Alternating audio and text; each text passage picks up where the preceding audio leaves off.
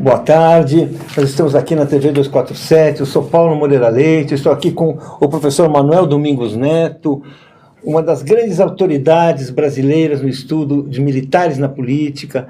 Ele defendeu sua tese sobre esse assunto em Paris, em 1979, onde ele vivia exilado, e desde então nunca parou de estudar esse assunto, continua fazendo trabalho, escrevendo artigos importantes e decisivos. E nós estamos aqui para falar, né, desse governo que tem o maior contingente de militares ocupando postos no ministério e no primeiro escalão, importância na administração, né? E para falar um pouco dessa conjuntura toda do Brasil, que tipo de regime está nascendo, o que nós estamos vivendo, esse capitão que virou presidente, esses generais que estão ali nos postos centrais no Palácio do Planalto, né? Então, para começar, professor, eu gostaria de colocar uma primeira questão da viagem do Bolsonaro aos Estados Unidos. A viagem está ocorrendo ainda, ele está embarcando de volta para o Brasil, e hoje numa coletiva a gente ficou sabendo dos resultados da viagem, que todos têm a ver com as questões de segurança, os mais importantes. A base aérea de Alcântara, né, que o Brasil vai ceder para os Estados Unidos. Tem o Trump disse que vai ajudar o Brasil a ser um aliado extra-OTAN, seja como for, a OTAN é uma organização militar do Atlântico Norte, né? E, enfim, essa questão militar que também ocupou o impeachment da presidente Dilma, a prisão do presidente Lula, está no centro das questões brasileiras. Eu queria só comentasse um pouco, como que a gente pode interpretar essa viagem do Bolsonaro, esse acordo de Alcântara, essa promessa da OTAN, estão consolidando laços do Brasil e Estados Unidos no aspecto militar? Não há dúvida. Acho que os militares fizeram uma opção geopolítica. Eles passaram a endossar essa perspectiva Bolsonaro já há alguns anos, há poucos anos, não viram talvez alternativa, queriam radicalmente a rejeição da esquerda. Queriam radicalmente a rejeição da esquerda. Radicalmente a rejeição da esquerda. Queriam a revisão dos acordos, dos planos estratégicos do Brasil. Nunca assimilaram a ideia de multipolaridade do Brasil jogando com independência no cenário internacional, desconfiados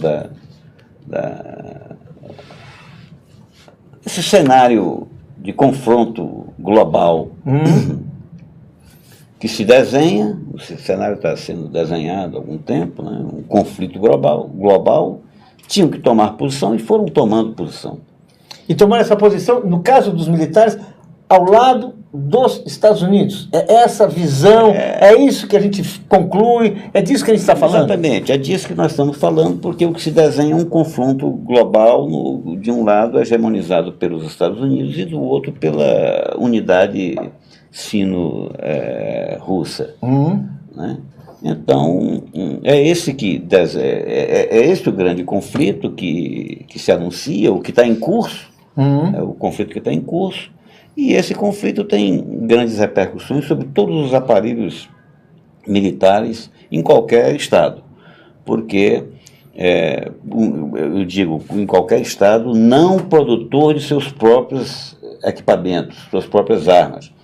O Brasil é um desses estados, ele depende para a sua operacionalidade, as Forças Armadas dependem de quê? De importar aviões, de importar equipamentos, né, de importar tecnologia, e essa opção estava sendo colocada, tinha que definir, e portanto a coisa foi se definindo. Do ponto de vista político, me parece que não foi súbita, não foi um surto o apoio dos militares ao Bolsonaro, né? Foi alguma coisa paulatina e que ficou bem configurada na reta final.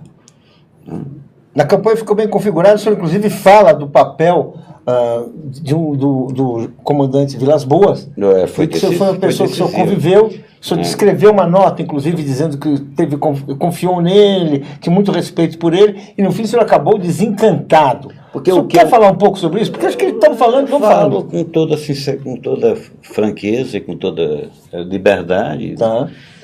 Porque eu ouvi do general Vilas Boas a seguinte ideia: os governos militares, os militares do período ditatorial, isso não fez bem à corporação. Essa é uma ideia absolutamente repetida e me parecia bem enraizada, sincera. Não tinha sido bom para as corporações, não tinha sido bom para a defesa do Brasil. Né? E eis que, de repente, está lá o general Vilas Boas tuitando, né, nas vésperas de um julgamento decisivo do Supremo. Ou seja, era uma intromissão aberta. Naquelas circunstâncias, lá se vão alguns meses, eu fiquei absolutamente chocado. Como é que ocorre uma intervenção dessa forma? Me pareceu, portanto, me veio inclusive a ideia. Na época se classificava o golpe, alguns chamavam golpe midiático, jurídico, parlamentar, e eu disse, ora, não há golpe sem força. De que lado está a força? Como se posiciona a força? A força estava se posicionando pró-Bolsonaro. E isso ficou muito nítido eu acho que ficou escancarado. Já estava evidente para quem acompanhava mais de perto, mas ficou absolutamente evidente com o famoso Twitter que entrou para a história, né? Não será esquecido. Qualquer análise que se faça daqui a 15, 20, 30, 50 anos, essa tweetada do general Vilas Boas sobre o Supremo, ela tem lugar assegurado. O senhor foi, só para dar um pouco mais sobre a sua vida de homem de ciência, o senhor foi vice-presidente do CNPq, né, Conselho Nacional de Pesquisa, né? Isso. E foi um dos fundador, né, da Sociedade Brasileira para o Estudo de Defesa, que é uma entidade destinada ao estudo da questão de defesa, estudo das ações militares, justamente para fazer essa discussão. Só para qualificar um pouco mais o professor aqui, para entender como é que ele está falando, o conhecimento de causa que ele tem. Né? Nessa atuação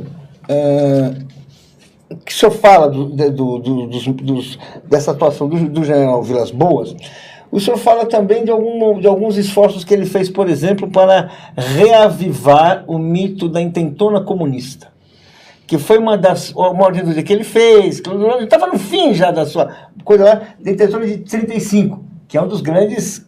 Como é que foi isso? Ele vai reconstituindo isso aí? Como é que você vê? Ele, de repente, ele começa a se revelar, e ele, quando se revela, ele está revelando as Forças Armadas, não é uma coisa pessoal, é uma corporação que está mostrando sua face. Como é que é? Vilas Boas é um grande líder militar. E, como grande líder militar, ele procura o consenso ou procura endossar a ideia hegemônica. Ele atua com prudência. Portanto, o que ele fez revela uma tendência. Eu acho que há uma grande coesão doutrinária nas Forças Armadas. Alguns enxergam assim, possibilidades de reação a determinadas atitudes tresloucadas do governo, absolutamente impatrióticas, tais como essa que você mencionou, da seção da base de Alcântara, né? E, enfim, me parece que não devamos esperar muita coisa.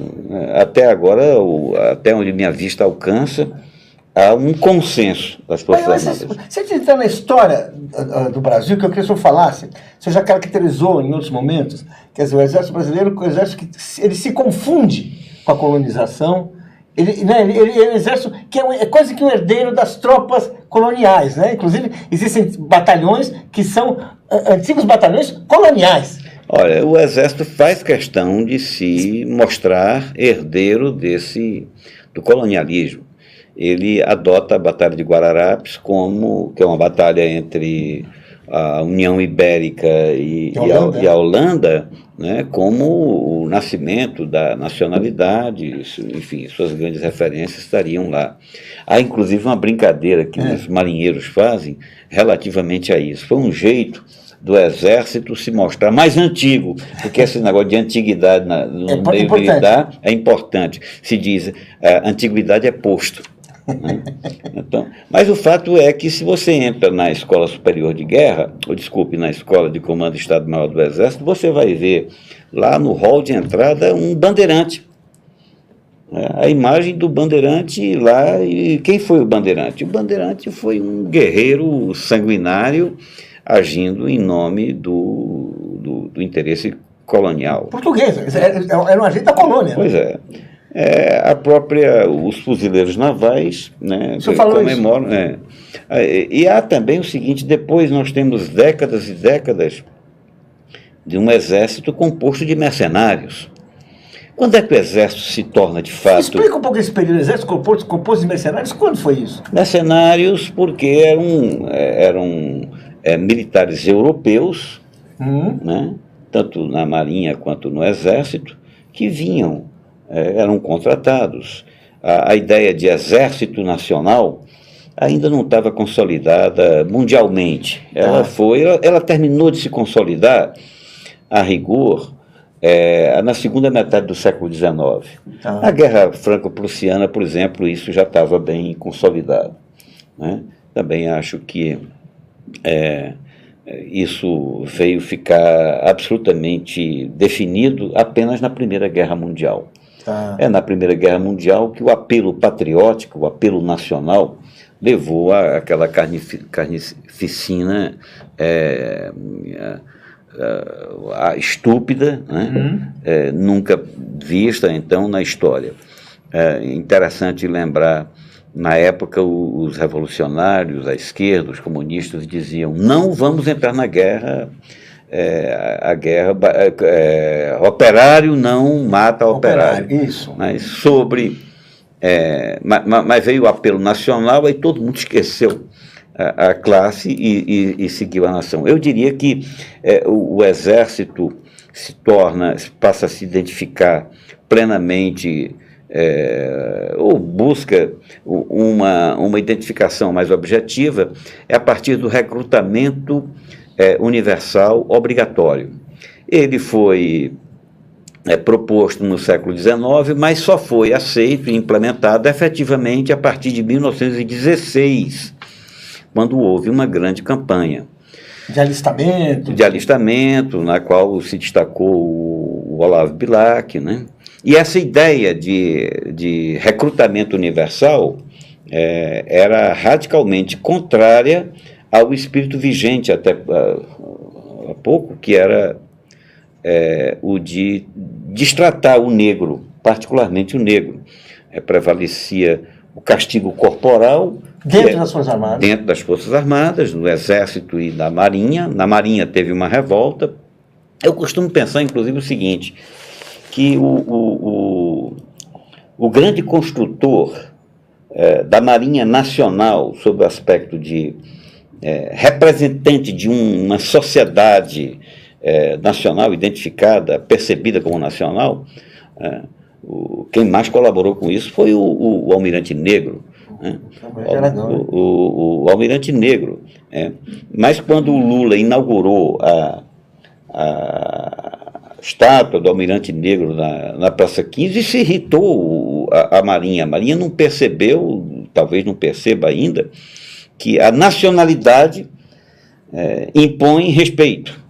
E o respeito básico o respeito inicial, é o respeito à pessoa. E o castigo corporal era um desrespeito, era uma desconsideração. Não dá para ser nacional e desrespeitar o negro. Se falamos em nacional, falamos em respeito ao negro. Falamos em nacional, falamos em respeito ao nativo. Não basta dizer, burocraticamente, que o brasileiro é composto do negro, do índio e do branco. Se você desrespeita, por acaso, o negro, né, e você não dá condições de existência ao nativo. isso persiste. Portanto, esse dilema, eu acredito que seja um verdadeiro dilema das Forças Armadas, é um dilema verdadeiro, mas sempre mascarado, é essa de ser de um exército de tradição neocolonial, de tradição colonial, e um exército de construção nacional. As Forças Armadas aqui, em qualquer lugar, são construtoras de nacionalidade. Mas o Exército Brasileiro, me parece, as Forças Armadas brasileiras, me parecem que ainda vivem esse dilema. Tanto que... de encarar o seu próprio povo como um estranho, como alguém a ser colonizado, que é como um pouco eles encaram algumas nações indígenas, né? É isso aí. Quando chega o militar apontando o índio como problema, o índio como porta de entrada do estrangeiro, não compreende que o índio precisa ser respeitado, que o índio não é melhor nem pior do que o civilizado. Aliás, se a gente for contar direito, a civilização que nós temos, ela é autora das mais ignominiosas fenômenos que temos na humanidade. A civilização ocidental, tão decantada, é responsável pelas piores atrocidades que nós temos notícia, né?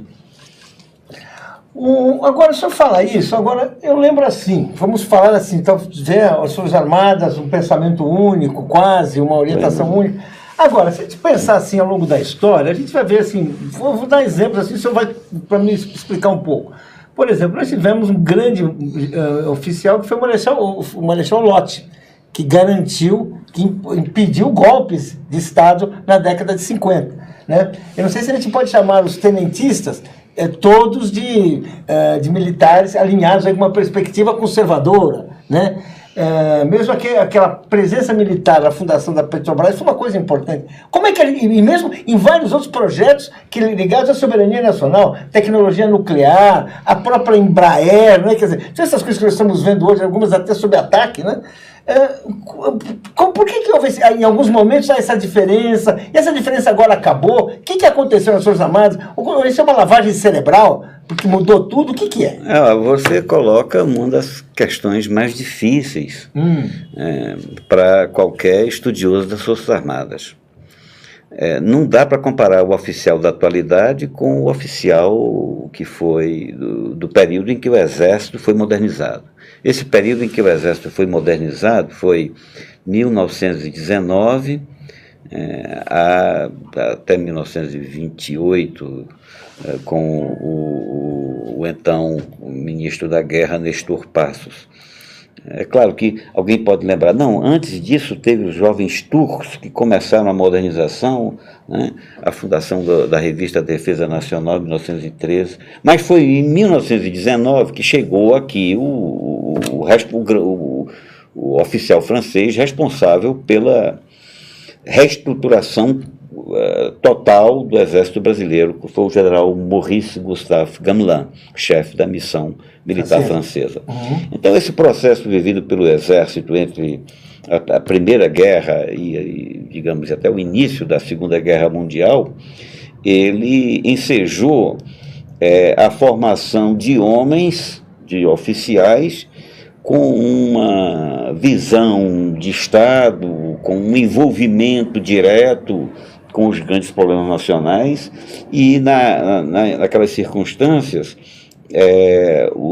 a França, como grande potência militar que era, revelava claramente a importância que havia da modernização econômica para termos um exército moderno. Um exército moderno, ele funciona com equipamentos que um país atrasado, né, não permite, não dispõe. É o caso, por exemplo, de estradas, portos, siderurgia, escolas, enfim, e certa sofisticação, né? Uma sofisticação que o Brasil não dispunha. Portanto, os militares foram pioneiros em muitas áreas, inclusive no desenvolvimento da ciência do Brasil. Nós temos militares formados nessa época. O Marechal Lott, que você mencionou, é um dos dos próceres, um dos conhecidos, mas toda essa geração que vai, inclusive alguns da esquerda, como o Prestes, até o outro de direita assumida, que o Eduardo Gomes, Cordeiro de Farias, Jara Estava, etc., todo esse pessoal foi formado no momento de mudança estrutural do Exército Brasileiro. A geração... Eles tinham uma visão política um pouco própria, um pouco diferente dessa... Absolutamente diferente. Eles estavam diante do desafio de transformar o Exército de transformar o país em um país capaz de suportar um exército moderno, um aparelho militar moderno. O aparelho militar do Estado brasileiro modernizou-se bem antes da modernização do próprio país. O exército foi meio uma vanguarda do país. Foi vanguarda. Daí nós temos, os exemplos são incontáveis. Desde o almirante Álvaro Alberto, que organizou, né, o CNPq, que fundou o CNPq, o brigadeiro Casimiro, que, né, destacou-se pioneiro da indústria aeronáutica. Nós temos, enfim, militares com visão de Estado. E essa geração que chega agora ao proscênio, ao grande palco da política, é uma geração formada nos anos 70. Né? Esse pessoal foi formado durante a fase final da ditadura militar. Eles trazem características características especiais. Né? E quais, por exemplo? Defina assim, por exemplo. Por exemplo, uma delas era da justeza da sua corporação, dos princípios doutrinários de sua corporação. O que eles estavam fazendo era bom para o Brasil.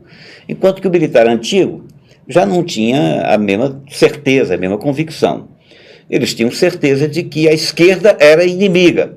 No passado, havia dúvida. Tanto a esquerda até foi aliada, né? Em alguns momentos foi aliada. Na Segunda Guerra ela foi aliada. Então, acabaram aliados na Segunda Guerra. Né? O militar formado nos anos 70, como o Bolsonaro, né? Como todos esses... Os que são colegas de turma, né? O Bolsonaro saiu antes, mas todos estão ali, né? E também de um período em que havia digamos, a sociedade encostava o militar na parede, porque estava farta de ditadura, queria o rompimento daquela situação. De sorte que nós temos uma geração formada no recuo político, eles tinham que abandonar. Né? O Brasil tinha que enfrentar a redemocratização e eles viveram isso, viveram suas corporações sendo atacadas. Né? O senhor diria que eles viveram a contragosto? Que esse processo foi mais a contragosto do que de boa vontade? Olha, uma coisa que qualquer militar daqui ou de qualquer canto aprende é amar a sua corporação. O seu batalhão, o seu regimento, por eles, o espírito de corpo é fundamental nas Forças Armadas e não é fácil ver a sua corporação atacada. Você pode se perguntar por que os militares defendem tão arduamente os torturadores durante o regime militar. Defendem, assim, só fala assim, não é que eles defendem os torturadores. Eles sabem o que estão falando, sabem o que aconteceu, eles sabem, eles não estão negando, eles defendem, ainda que publicamente eles empregam uma linguagem mais assim, obscura. Mas estamos falando disso, e eles defendem isso. Olha, o Bolsonaro foi eleito discursando em defesa da tortura. Exatamente. Disse as maiores barbaridades. Aí nós podemos nos perguntar por que os militares não deram um cala-boca nisso? Né? Por que os militares não demonstraram mal-estar com isso? Né? Por que os militares fizeram questão de não mostrar, de combater a Comissão da Verdade? Né? Por que os militares se irritavam ao tratar da Comissão da Anistia e tudo? Se trata de uma defesa da corporação. A corporação militar é sagrada, a sua tradição, o culto. O militar vive no culto permanente às suas a sua corporação, a sua tradição, né? Ele não admite revisões, é muito difícil o militar rever, né? E durante todo esse período de governo de esquerda, a continuação de verdades históricas construídas para satisfação da corporativa, ele persistiu o ensinamento tal qual, né? A ideia, por exemplo, de unidade da América do Sul, da unidade da América Latina. Que era uma ideia do Mercosul, que era uma ideia do governo da UNASUL, Conselho de Defesa do Sul, que era o cerne da política de defesa do Brasil. Você acha que isso penetrou na alma militar? Sinceramente, eu tenho minhas dúvidas. É preciso pesquisar, é preciso conhecer melhor. Mas, ao que me consta, os governos de esquerda tiveram planos de defesa, estratégia nacional de defesa, né? A nossa estratégia nacional de defesa? Exato. Nelson Jobim teve papel importante, o Celso Amorim, papel importante na elaboração disso. Agora, dizer que isso entrou, como se fala na gíria militar, na massa do sangue, me parece que não. Quer dizer, porque rapidamente já mudaram, né? Rapidamente já estão assumindo outra estratégia de defesa, né? Na verdade, que não é nacional, inclusive. Paulo, talvez não tenha mudado. Eu nunca ouvi nenhum militar defendendo o Hugo Chávez, defendendo a experiência bolivariana. Nunca. Eu nunca ouvi. Mas nem defendendo assim no sentido da soberania da Venezuela, fazer o que tem direito, nem nesse plano, que seria um plano mais... Eu nunca vi uma valorização efetiva da unidade sul-americana, e muito menos dessa relação que começou a se montar com a África. Nem com a África? Não vi. Acho que teve a experiência pontual da Marinha, né, no Atlântico Sul, na Namíbia, mas as minhas viagens para a África, procurava conversar com adidos militares e, na verdade, o desentrosamento dos adidos militares brasileiros, tanto na África quanto na América do Sul, relativamente a essa integração,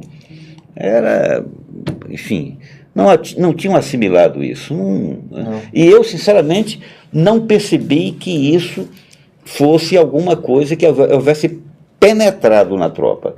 Rapidamente agora, quando se coloca a oportunidade ou a ocasião, né, de deliberar para que rumo o estratégico o Brasil vai nessa mudança geopolítica global de grande impacto, de grande profundidade, a posição está tomada, né? Não tem nem discussão, né? Não tem nem discussão.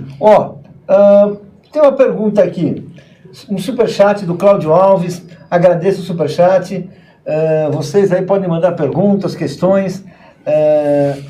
Cláudio Alves pergunta, não é excessivo o poder do generalato do Exército sobre o conjunto das Forças Armadas? Esse poder poderia ser reduzido de alguma forma, poderia ser contrabalançado?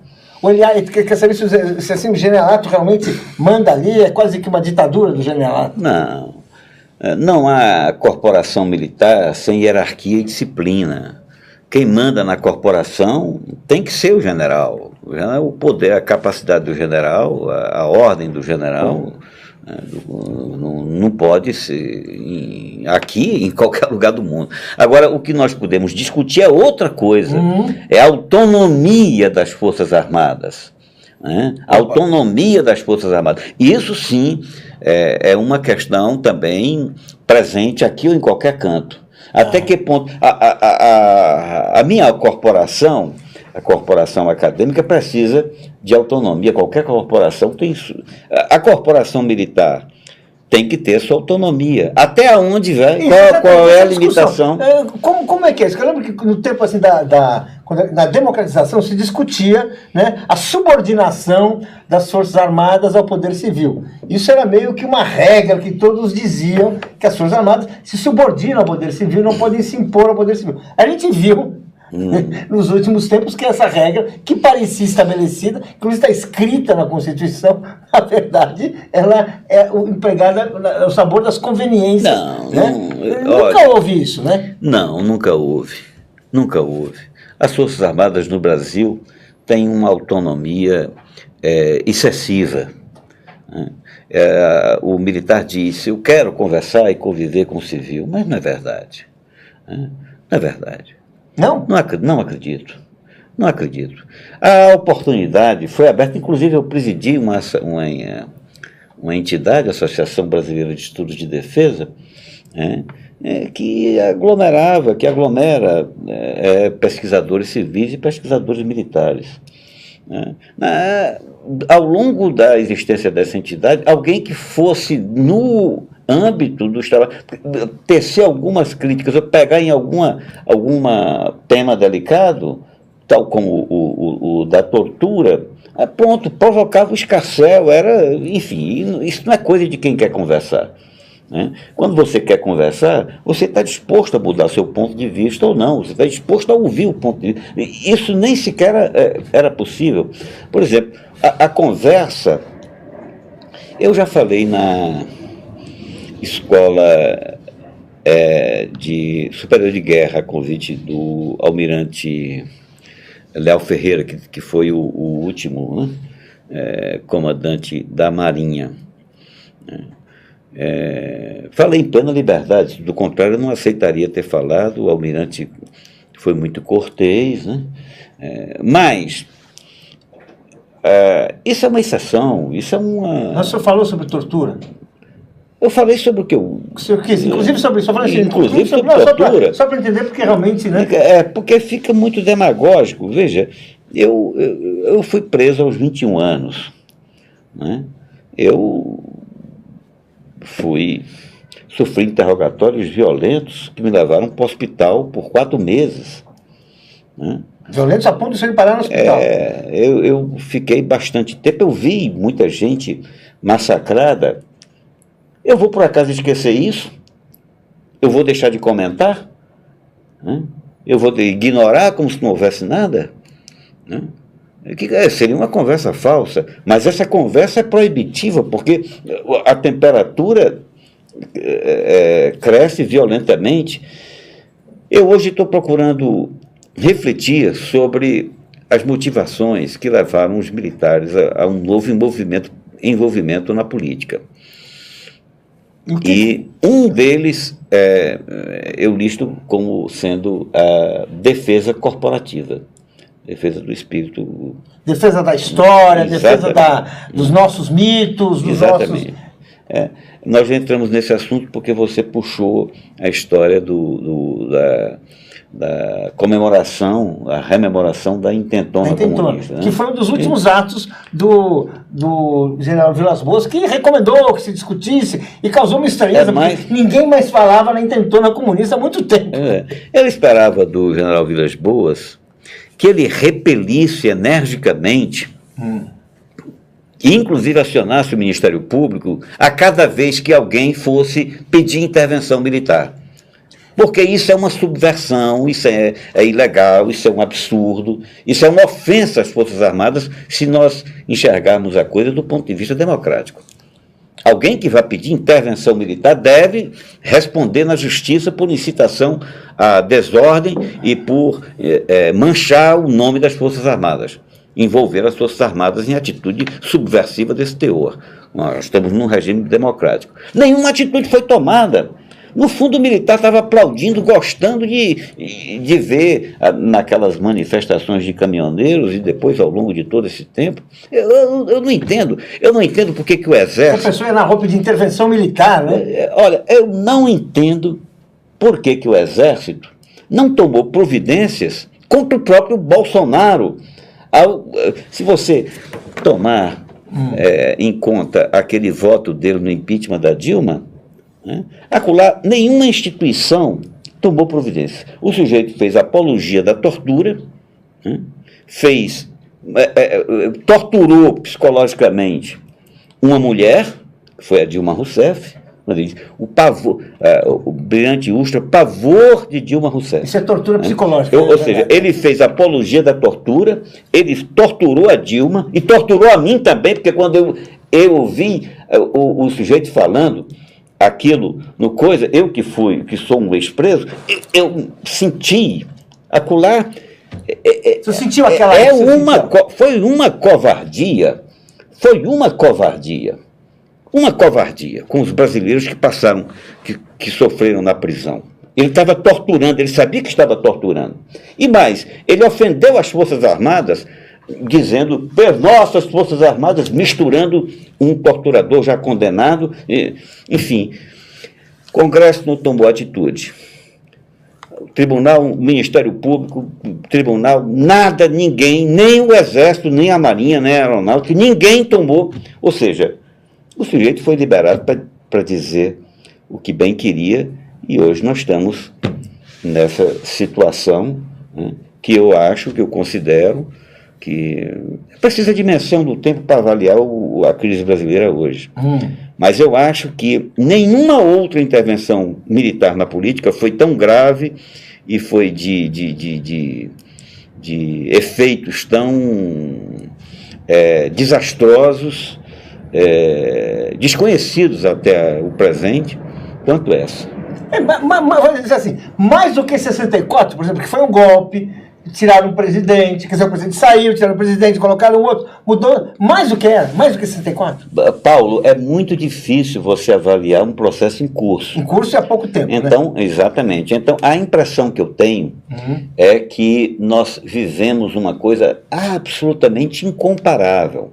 Lembrar a proclamação da República, lembrar a Revolução de 30, o golpe de 37, as diversas intervenções, o próprio período da ditadura militar de 64, é importante. O estabelecimento de comparações fica extremamente difícil, mas essa foi uma intervenção diferente. Até agora não se deu um tiro, não teve canhão na rua, né? Mas dizer que ele não participou, não está participando. Alguém imagina, você, por exemplo, imagina que Bolsonaro seria presidente da República se não tivesse o respaldo militar? Traduzido desde sempre. Desde o Twitter? Desde o Twitter.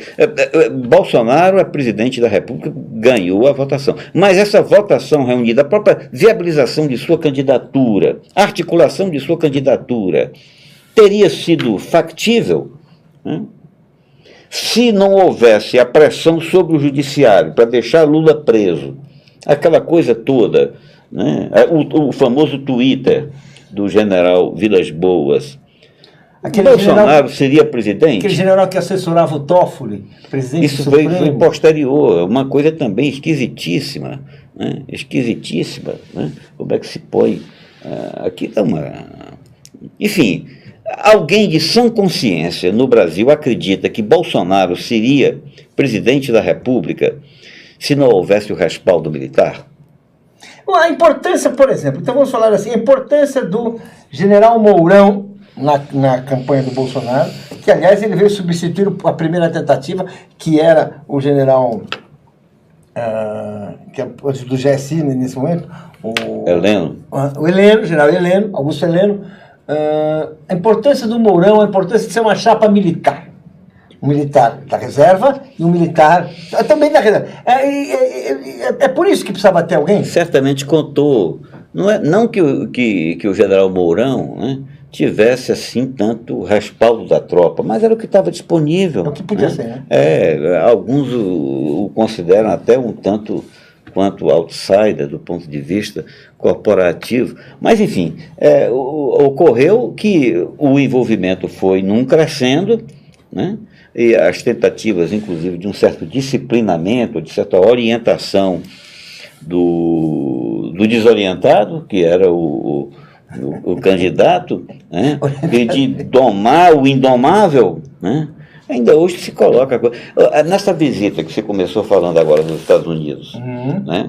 Eu fico perguntando, cadê o embaixador, cadê o general para explicar que presidente da República não visita a agência de espionagem? É isso que eu estava falando, nós comentamos aqui. Eu acho que alguém tentou. Ao quartel-general da CIA. Eu quero crer que, olha, general de 4 estrelas, ele passa por muitos cursos. Ele compreende o que é Estado, o que é chefia de Estado. Né? Bolsonaro não compreende, ele não capta isso. Ele compreende o que é serviço de informação, né? Então, que é espionagem, né? Então. Sabe o que eu estou tirando fotos dele? Então, ele está passando algum raio-x sem saber. Quando um amigo, na manhã de ontem, cedinho, me disse, rapaz, o cara vai visitar a CIA. Eu disse, meu Deus do céu, certamente o general, algum embaixador vai dizer, ei, rapaz, isso não é coisa para chefe de Estado. Você é chefe de Estado, rapaz. Você não é candidato a nada, você é chefe de Estado. Isso não se faz, um chefe de Estado não vai visitar centro de espionagem estrangeiro, o que é isso? Né? E parece que... Enfim, me parece que o presidente é indomável. Né? O presidente é indomável. Antes das eleições, eu conversando com um oficial, ele disse, rapaz, Bolsonaro, quem é que vai segurar esse homem? Não, nós seguramos. Eu não acho que seja fácil segurar Bolsonaro. Me diga uma coisa, eu falei do Mourão, eu pergunto, qual é esse papel do Mourão hoje? Você vê que o Mourão cumpre algum papel aí?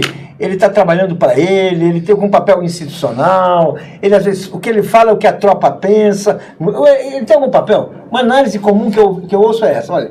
O Bolsonaro é o Bolsonaro e o Mourão é aquele que pensa, reflete o pensamento das Forças Armadas. Você acha que é isso? Olha, com toda franqueza, eu não posso responder com segurança. Eu acho que nós temos que observar. Eu hoje me sinto, às vezes, com muito mais perguntas do que com respostas. Porque ele foi importante e foi. Né? Inclusive que ele é uma pessoa viva, antenada, né? Uma pessoa capaz de aproveitar as oportunidades, isso é evidente. Né? Inclusive, naquele episódio em que o ministro do exterior, né, o chanceler, disse... o Brasil oferece território para a base norte-americana. Ele aproveitou, disse, não, o Brasil não tem. Agora, a sociedade certamente não estava informada do seguinte, e inclusive a esquerda também não estava informada, que os Estados Unidos não estavam querendo base militar. Para quê? Para que base militar? Para cercar a Venezuela? Os Estados Unidos queria que o exército brasileiro cercasse a Venezuela. Os Estados Unidos já tem base suficiente. Quer dizer, eles queriam que o exército brasileiro se mobilizasse ali na fronteira, o exército brasileiro entrasse na Venezuela, é isso? Ele tem domínio completo do mar caribenho, né? Tem domínio completo sobre a fronteira terrestre da Venezuela, do lado do Pacífico. Né? O que interessava acolá era o respaldo da Força Armada Brasileira, do lado brasileiro. São 2.200 quilômetros, mais ou menos, de fronteira terrestre. Né? É coisa para chuchu. Tendo o Exército Brasileiro, as Forças Armadas Brasileiras, garantindo a fronteira, os Estados Unidos não iam querer base acolá. Os Estados Unidos estão num movimento de retração de suas bases militares no mundo. De retração de suas bases militares, porque aquela configuração de guerra do período pós-Segunda Guerra Mundial, aquilo mudou completamente. A capacidade do armamento é outro, o estilo de guerrear está mudando a todo instante. Você vê, para mim, a guerra já começou na Venezuela há muito tempo, há muitos anos. Né? Eles usam o que no passado se chamava guerra psicológica. Né? Guerra psicológica, eu lembro que as pessoas falavam isso. Você lembra? No passado, e também o preparo psicossocial, que é um termo que ainda hoje... Trabalho psicossocial. Né? Isso já começou há muito tempo. O cerco econômico, isso aí. Né? A degola da economia né? Então, a sabotagem, a intervenção no país fronteiriço mais relevante que é a Colômbia, né? Então isso já está em curso há muito tempo. Portanto, o fato de... Não me parece que a gente deva esperar um bombardeio estilo Síria, estilo que a OTAN faz... Teve no Iraque, no Mediterrâneo, naqueles países do Golfo. Não. Acho que, não sei como é que vai se dar, não tenho muita... Difícil prever, né? Mas o conflito está desenhado e ele é perigosíssimo. Guerra é o tipo da coisa que você se mete e depois não sabe o que vai dar, como é que vai, sabe? É imprevisível. Eu não acredito que a América Latina, e particularmente a América do Sul, aceitem, né, pacificamente uma intervenção, um bombardeio norte-americano. Não, isso vai fundir a sociedade, isso vai ser rejeitado mundialmente, né? Não acredito que grandes potências estrangeiras vão assistir no palanque os Estados Unidos dominar a América do Sul de uma forma assim tranquila, não acredito.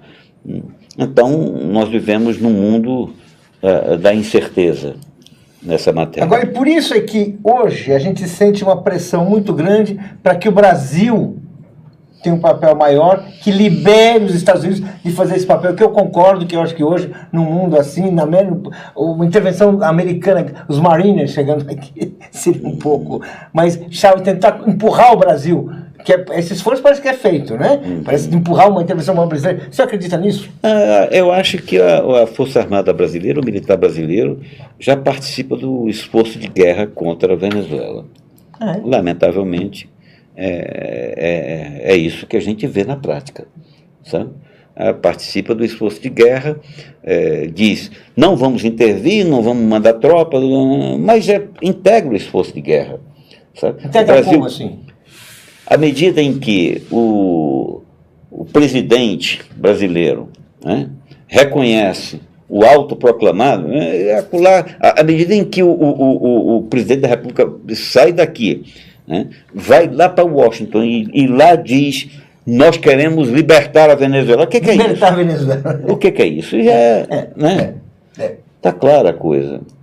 Ele já está dizendo, olha, contem comigo e não contem comigo. Exatamente. Né? Agora, como é que o senhor acha que... O senhor falou, a Venezuela é muito importante. Assim, nós já estamos chegando ao nosso final aqui. Como é que o senhor vê, assim, a Venezuela do ponto de vista militar? O que o senhor acha que ocorre, assim? Se é que é possível ter uma visão apenas militar da Venezuela? É uma surpresa. Eu fiquei temeroso de que houvesse uma degringolada da Força Armada.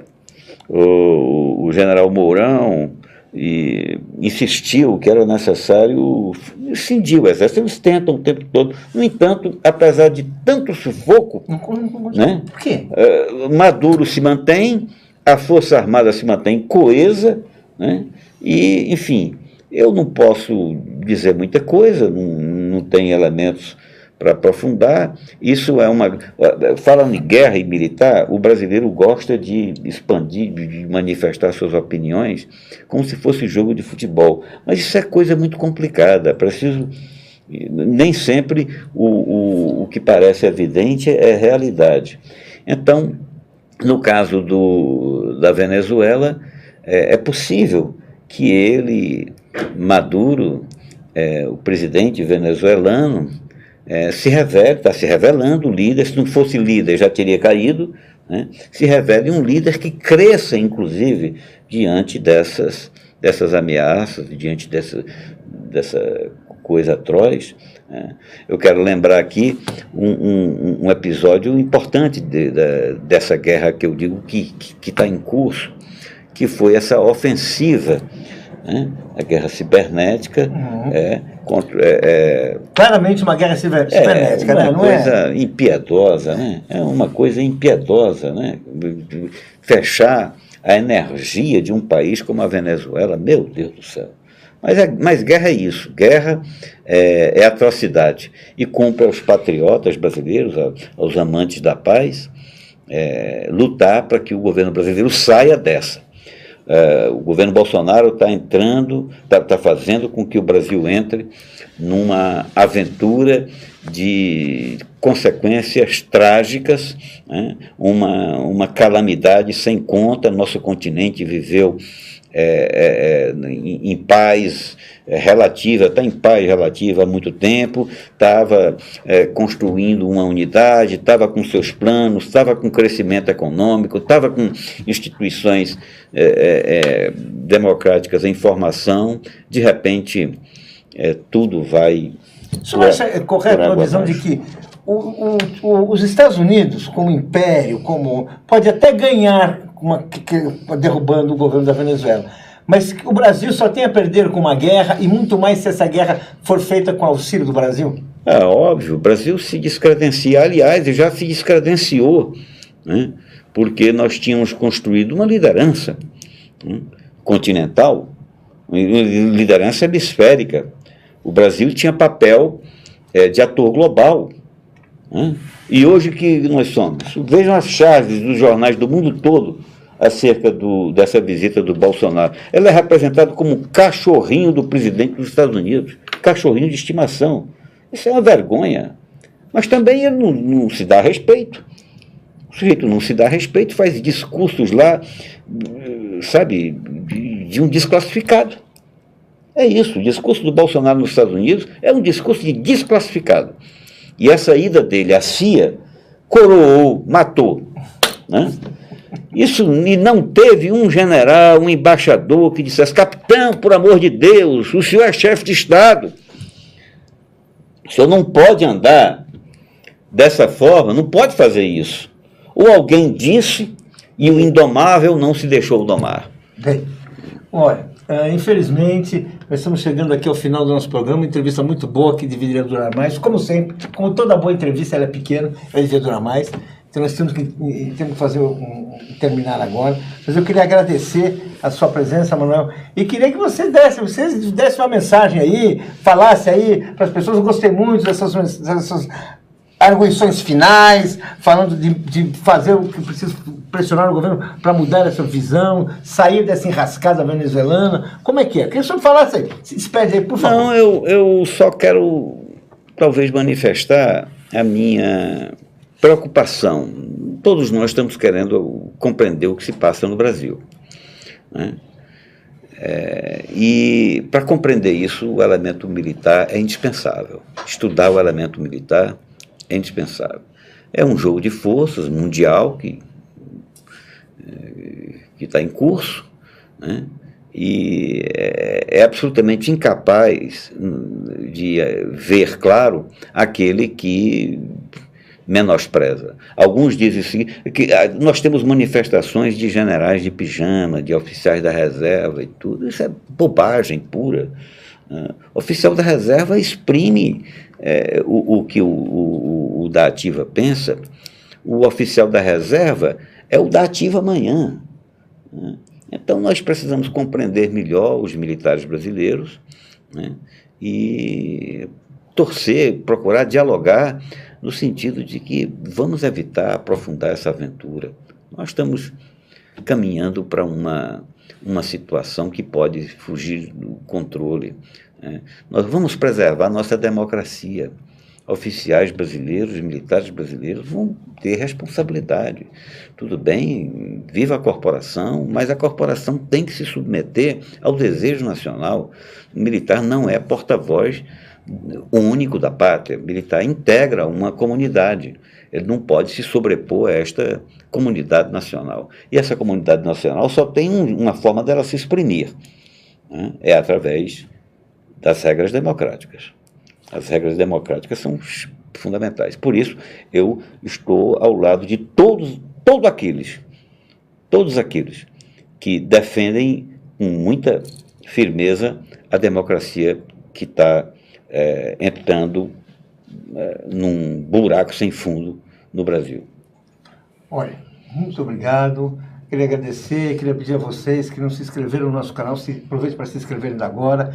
Tivemos uma entrevista histórica, poucas vezes eu acho que é possível ter um depoimento assim, tão vivo e tão claro, sobre uma questão tão pouco discutida, que muitas pessoas imaginavam que estava resolvida até pouco tempo atrás, que assim, os nossos militares tinham se convertido às regras da democracia, que estavam aceitando a Constituição em vigor. A gente vê o que está acontecendo aqui, o que está acontecendo fora. Queria agradecer ao professor, queria agradecer a você que nos acompanhou, e daqui a pouco siga mais, que aqui a TV 247 não para.